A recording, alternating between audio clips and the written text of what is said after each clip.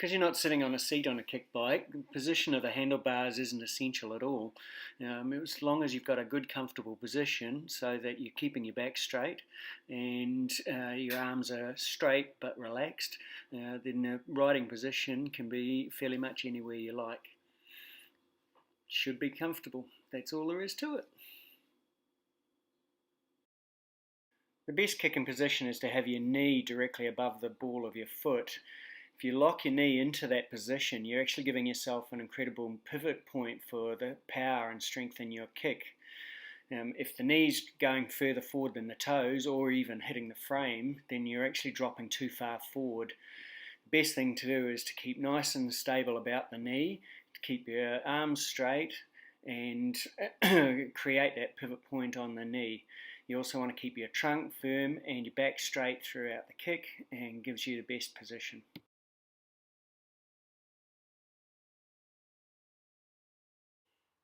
To change feet, it's just a matter of toes off, then taking the other foot, putting the ball of the foot in the same place as the ball was, and then straightening up. So it's just toes off, toes on, straighten. Simple motion. Some people prefer to do heel on, heel off. So it's still the same 20-degree angle, heel on, heel off. When you get good and know where the plate is, you can do a jump change. It's just a simple matter of a slight jump so that you can transfer feet. Last thing you want to do is do a big jump, because one thing you can do is end up with neither foot on the plate or give yourself an ankle injury. So it's only a jump that's just enough to transfer the weight across. When you're kicking, then you can bring the foot forward and jump onto the plate so that your next foot's ready to go for your next kick.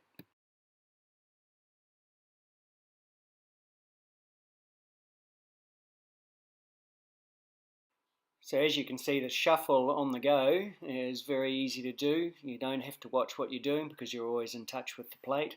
Simple post of toes on, toes off, kick along.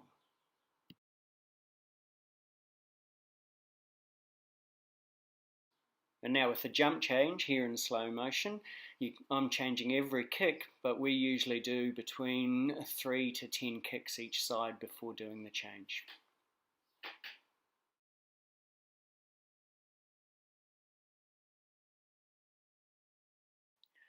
Okay, the kicking technique is a knee lift, tucking your knee in so that your top part of your leg is flat, kicking through so that the foot touches the ball at the ankle, then recovering. You'll notice my foot is underneath my knee and not forward of the knee. So it's a knee tuck, straight back to touch the ground and then recover. Remember, your contact point is at the ankle. Any forward of that acts as a break. So it's a good recover, knee tuck, straight down to the ground and kick.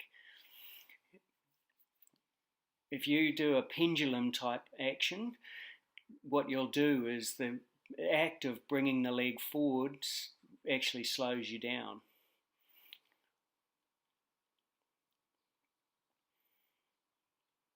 Right, so a good knee tuck, notice that the foot stays under the knee and go through for your contact point from there.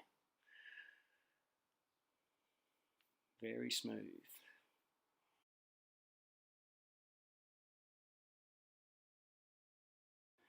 So here again in slow motion is putting it all together. You notice the ground contact point at the ankle, nice knee lift and the jump change. Nice and smooth.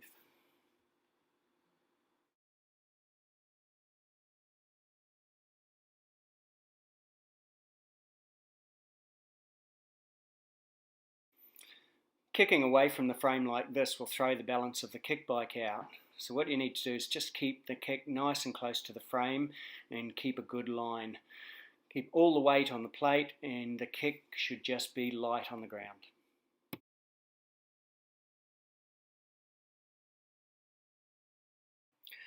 Kicking posture is probably one of the most essential parts. Easiest trick is to keep the elbows at exactly the same height. It will equate right through to the rest of your kicking motion. If you drop an elbow either side, it will twist the back, twist the hips, and also throw the kick out. So work on keeping the elbows at the same height and everything else will fall into line.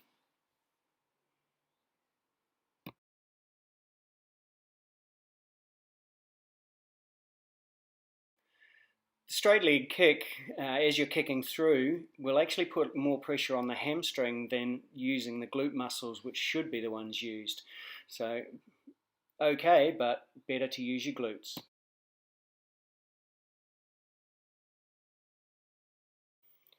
The pendulum kick might also be fun, but essentially you're throwing the leg forward and expecting the kick bike to keep its speed. It doesn't work.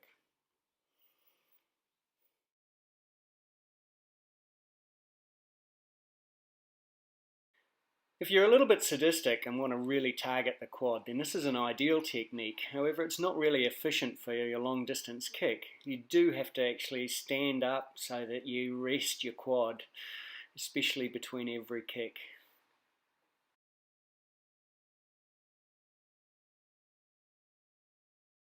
Cornering on a kick bike's interesting. If you're trying to do a right hand turn with your left leg out, you're going to have to take several kicks.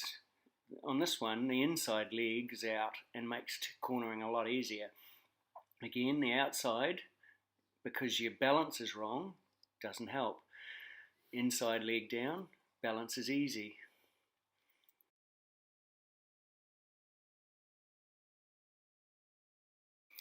So here's another look at it being put together.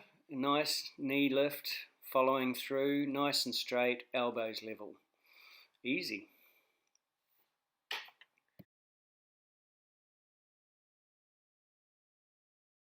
And by special request, here it is again in slow motion.